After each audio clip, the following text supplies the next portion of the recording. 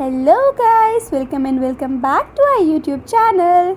तो पिछली वीडियो में हमने शुरू की थी इंडस वैली सिविलाइजेशन की कुछ इम्पॉर्टेंट साइट्स को पढ़ना। तो उस वीडियो में हमने पढ़ा था मोहनजोदारो के बारे में। तो इस वीडियो में हम पढ़ेंगे इंडस वैली सिविलाइजेशन की एक और इम्पॉर्टेंट साइट जिसका नाम है हड़प्पा, उसके बारे में। तो हड़प्पा पड़ता है पंजाब में, जो कि उस टाइम पे पाकिस्तान था। अनडिवाइडेड इंडिया से पहले जब पूरा एक इंडिया था, जब बाद में उसका पाकिस्तान डिवाइड हुआ तो उस टाइम पे वो उधर के पंजाब के एरिया में पड़ता था हड़प्पा। अब अनफॉर्चुनेटली ये पाकिस्तान के एरिया में जा चुका है, इसका काफ़ी सारा area. The site is located near the dried river bed of river Ravi. ये जो हड़प्पा है ये लोकेटेड है रिवर रावी जो सूख चुकी है उसके पास में। The citadel was surrounded by a thick mud brick wall. यहाँ का जो सिटिडल है वो एक मोटी मड ब्रिक की वॉल से सराउंडेड है। On its north we have another mound which Wheeler identified a granary.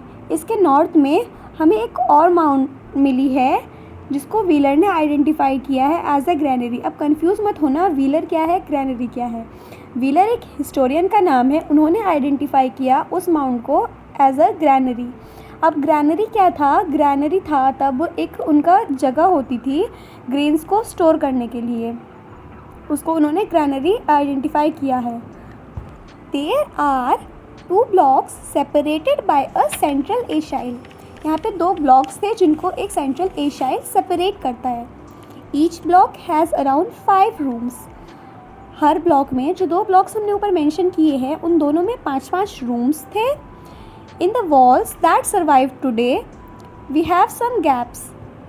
जो ये वॉल्स थी उस टाइम की बनी हुई, जो जिसकी कुछ वॉल्स आज भी सर्वाइव की है, उनमें हमें उनकी वॉल्स में कुछ गैप देखने को मिला है। This, according to the wheeler, was to provide air circulation to keep the grains fresh. अब इसको व्हीलर ने ऐसे आइडेंटिफाई किया कि शायद उस टाइम पे ये गैप इसीलिए दिया हुआ हो दीवारों के बीच में, ताकि उस गैप के थ्रू एयर पास हो सके, जिससे कि हमारी ग्रेन्स जो हैं वो फ्रेश रह सके। मैंने बताया अभी कि ये जो ग्रेनरी था ये ग्रेन्स को स्टोर करने के लिए बनाया गया था, तो इसीलिए उनकी वॉल्स में थोड़ा गैप दिया ताकि ग्रेन्स फ्रेश रह सके। अभी ये हमें पूरा प्रूफ नहीं हुआ है, this is just an assumption of wheeler. ये सिर्फ व्हीलर ने अपना एजम्पशन दिया है। A similar technique was adopted in the granaries of the Roman civilization. यही सिमिलर टेक्निक रोमन सिविलाइजेशन में लोग अडॉप्ट करते थे। A series of burned brick circular platforms were discovered to the south of this complex. एक burn BRICS का बना हुआ एक सर्कुलर प्लेटफॉर्म भी मिला है इस कॉम्प्लेक्स के साउथ में। They resemble closely the threshing floors found in India today.